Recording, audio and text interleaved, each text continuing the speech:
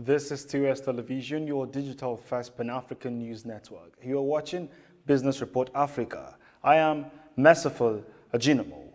The Nigerian National Petroleum Corporation said that it supplied 1.44 billion litres of premium motor spirit petrol in the month of January 2021. The quantity amounts to an average daily supply of 46.3 million. The January petrol consumption data differ from the currently projected figure of about 70 million litres daily consumption of petrol. The Group General Manager, Group Public Affairs Division, NNPC, Kenny Obateru, in a statement yesterday said the data is contained in the January 2021 edition of the NNPC Monthly Financial and Operations Report. He explained that in the gas sector, a total of 223.5 billion cubic feet of gas was produced in the month of January 2021, translating to an average daily production of 7,220.22. An Asset Management of Nigeria has made a clarification on its intervention in the aviation sector in Nigeria. The corporation, in a statement to leadership, noted that some individuals have made themselves available tools to assist desperate debtors of AMCON who are trying to change the narrative of how their businesses end up in the books of AMCON, saying that these distorted narrations are increasingly paying more attention to the intervention of AMCON in the aviation sector.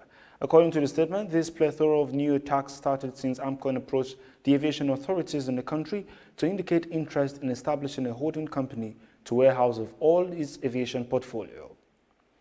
And the federal government has asked its treasury fund managers to come up with cash and financial management techniques and practices that will help advance the practice of modern-day cash management. Accountant General of the Federation, Ahmed Idris, made a call yesterday at the third edition of a retreat for technical subcommittee members on cash management in Kefi, Nasarawa State yesterday. According to Idris, managing funds is not just about expending the available funds. We must constantly keep ourselves abreast with the strategies for knowing how to ensure inflows, when to expend and when not to, and as well as be able to forecast into the unforeseeable future, the cash needs of the government and the possible challenges. Now, the federal government has said its Micro, Small and Medium Enterprises initiative will boost the country's economy and create jobs for teeming youths. Vice President Yemi Osinbajo disclosed this in Gombe State while launching the 27th edition of the National MSMEs Clinic. Speaking at the event, he said the MSMEs initiative of the federal government was aimed at boosting the economy of the country as well as creating jobs for Nigerian youths. This is your digital first Pan-African news network, TOS Television, and you're watching Business Report Tuesday.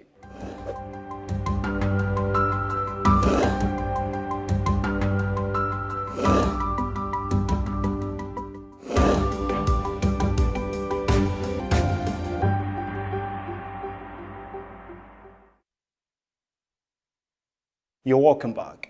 Toshiba's chief executive resigned on Wednesday amid controversy over a $20 billion buyout bid from private equity firm CVC Capital Partners. A statement from the Japanese conglomerate gave no reason for Nobuaki Kumaratani's resignation. However, he had faced criticism from activist shareholders over the bid from CVC, his former employer. In a meeting following the announcement, Toshiba's chairman Osamu Ngayama said CVC's bid was unsolicited and lacking in substance and requires cautious consideration. Trade between the UK and EU partially recovered in February after a steep drop in January following Brexit.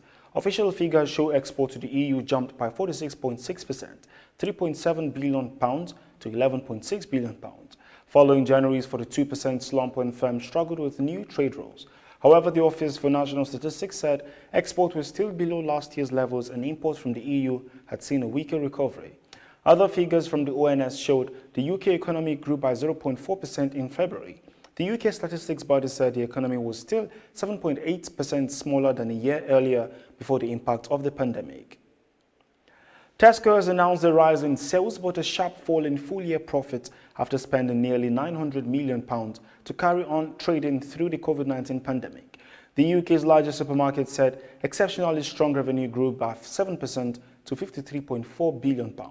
However, pre-tax profits dropped by nearly 20% following a number of COVID-related costs, including giving full pay to staff off work, ill or shielded. It also incurred £535 million after foregoing business rate relief. The Seychelles Tourism Board has launched the digital tourism platform in an effort to increase the visibility of the island nation through the internet and support the local tourism industry with online and digital marketing. Called Power API, the platform will serve to collect, store, and distribute digital tourism information. And to Kenya, the currency strengthened to a 9-month high against the dollar, buoyed by inflows from the International Monetary Fund and foreign investors chasing yields from a tax-free infrastructure bond auctioned last week. The shilling added 0.2% to 106.91 by 2:15. In the capital, Nairobi, the highest level since July, according to data compiled by Bloomberg. It has gained 1% year to date.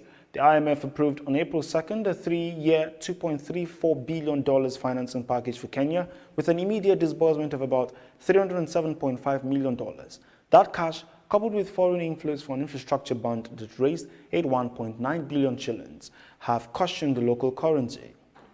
You're still watching Business Report Africa on TOS Television. Stay tuned for more updates.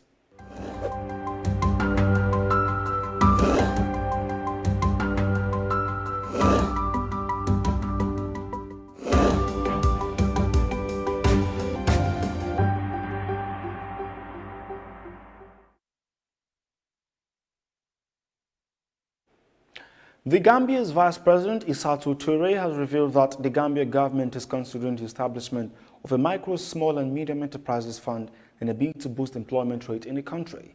Speaking, she said the government has considered the establishment of SMEs to fund to enhance support for SMEs to grow and create employment and as well contribute to socio-economic development of the country. She made the remark while presiding over the Gambia Youth Chamber of Commerce Stakeholders Engagement Forum on policy challenges and solutions for startup business in the Gambia. Port Harcourt International Airport has resumed international flights this Wednesday. This is coming months after international flight operations resumed in Lagos, Abuja, and Kano State. Due to measures to contain the spread of the COVID-19, activities at all the airports were suspended. But speaking on Nigeria's info hard fact monitored by TOS News, the General Manager Corporate Affairs of the Federal Airport Authority of Nigeria, Henrietta Yakubu, says health authorities have inspected the airports to ensure COVID-19 protocols are in place. And with the full resumption of operations at 4 airports, Henrietta believes this will help improve business in the country. Earlier in the week, Twitter had announced that it will set up its first Africa base in Ghana, West Africa. This stirred up argument among Nigerian users of Twitter and ended in rivalry between the two countries called Jollof Wars. Many Nigerians believe that the decision of Twitter to snub the Africa's largest economy is a snub as the country is seeing rapid growth and investment in its tech scene. Report from NOI polls showed that 39.6 million Nigerians have a Twitter account, which is more than the entire 32 million population of Ghana. Meanwhile, Ghanaian President Nana Akufo-Addo had said that the choice of Ghana as headquarters for Twitter's Africa's operations is excellent news and described it as a beautiful partnership between Ghana and Twitter. In CBN exchange rate, dollar to naira has a buying rate of 379 and a selling price of 380 naira. Pounds to naira has a buying rate of 520 and a selling price of 521 naira. Euro to naira has a buying rate of 450, selling price of 451 naira. South Africa rand has a buying rate of 26 and a selling price of 26 naira. And that is all that we can say in Business Report Africa today. Join us same time tomorrow. Thank you for watching. Remember to follow us on all our social media handles at TOS TV Network on Facebook, Instagram, and Twitter. Like and subscribe our YouTube channel, TOS TV Network. I am Merciful Ajinamo. Thanks for watching again.